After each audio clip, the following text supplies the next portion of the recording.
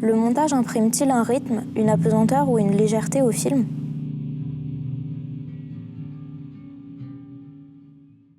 J'ai une idée du montage dès le départ, oui, parce que je pense beaucoup au cinéma par rapport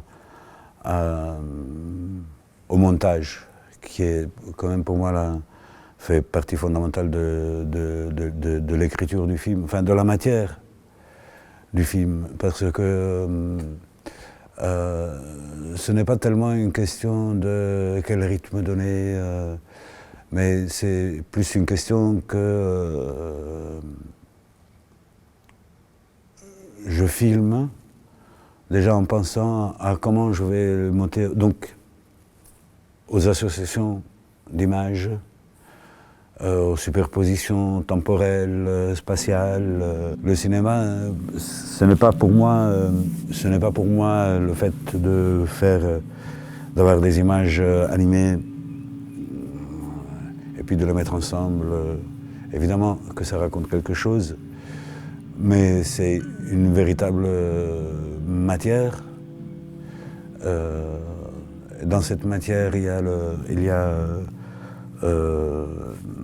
le temps, la durée, les durées différentes qu'il peut avoir dans un même lieu. C'est un peu comme un travail c'est un peu comme un travail de décomposition, où le temps lui-même fait partie du film. Donc le temps lui-même est une matière. Donc je ne cherche pas tant l'effet, suspension, que le fait que ça ouvre à d'autres temporalités, plutôt. On rentre dans un autre temps, qu'on s'échappe. Je sais pas, en photographie, par exemple, très souvent, ce sont des points morts, ce sont des choses floues, des choses inattendues, qui font que cette image soit vivante, auto-prenne. En cinéma, il y a un peu, pour moi, cette idée aussi de créer ces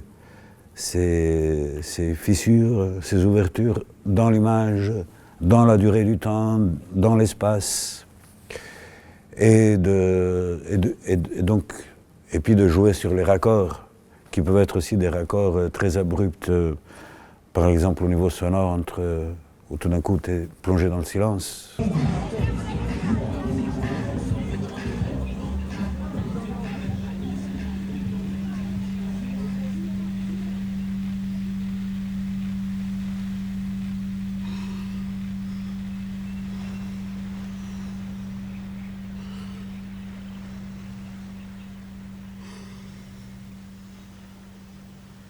Moi, je conçois assez le montage des films dès le départ, mais dès le départ comme un travail qui est plus un travail d'ordre musical que de l'ordre d'un discours. Parce que c'est par ces ouvertures que tu peux interroger aussi les choses.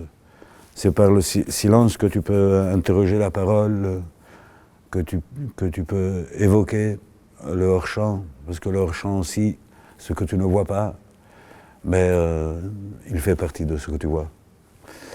Donc tout ça fait partie pour moi du travail du montage et de comment pouvoir orchestrer ces différents niveaux. Donc ce n'est pas tellement une question d'un rythme que tu veux donner, mais c'est comment faire jaillir des choses, des images. Et comment souvent, au montage, tu découvres des images auxquelles tu n'avais pas pensé. C'est plus ça que le fait de...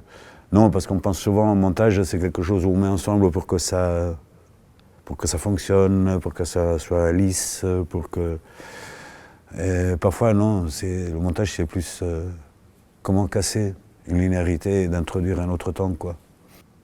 Et donc, je découvrais que quand même si c'est muet, il y a une musique qui jaillit du montage.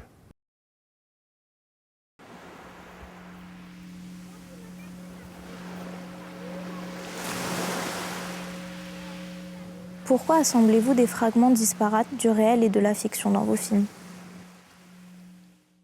Oui, mais ça rejoint un peu ce que je disais par rapport à un travail, disons, musical, non, de décomposition, de recomposition, mais musical dans le sens large, où les images font partie aussi de la musique. Et c'est clair que si tu mets du noir, mais tu entends quelque chose, tu imagines, donc toi, en tant que spectateur, tu recrées des images. Dans Cinco Soles, ça a été une intuition. Et tout d'un coup, cette voix qui était récurrente, non, Cinco Soles, justement, Cinco Soles, c'est la monnaie locale, c'est acheté seulement pour Cinco Soles. Ça devenait comme une espèce de chant. Et que je me suis dit tout simplement que je vais créer un décalage dans quelque chose qui est très réaliste, parce que je n'ai filmé que des passants. Mais que du coup, dans ce décalage, entre les passants filmés au ralenti avec des noirs et le son réel mais répétitif, qui correspond et ne correspond pas, parce qu'on ne voit jamais le type qui dit Cinco Soles, mais tu comprends que c'est là, dans celui-là. Donc il y avait aussi un rapport avec les voix.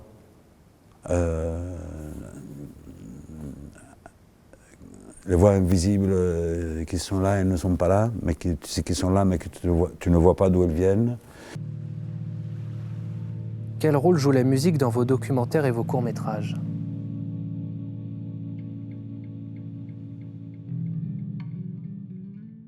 Je joue de la musique, mais je ne suis pas musicien. Je ne me considère pas musicien, mais je joue de la guitare classique. Mais j'écoute beaucoup de musique. Et bon, j'ai des choses très précises en tête sur ce que je veux utiliser comme musique. Mais je travaille sur mes films avec un compositeur, principalement. Tous les films, que ce soit Depuis le retour de la planète des humains, et aussi la fin de Enviosa. Ce sont en fait des musiques d'un compositeur argentin, qui est un ami à moi, avec lequel on a des projets en commun depuis plus que 20 ans, quoi. Et, mais je ne considère pas vraiment la musique comme quelque chose qui doit accompagner les images, mais qui les relance ou qui répond. Et qui, oui, effectivement, ça crée une suspension forcément, parce que la musique est un art du temps, et le cinéma est un art du temps, donc je pense que l'art le plus proche du cinéma, ce soit la musique.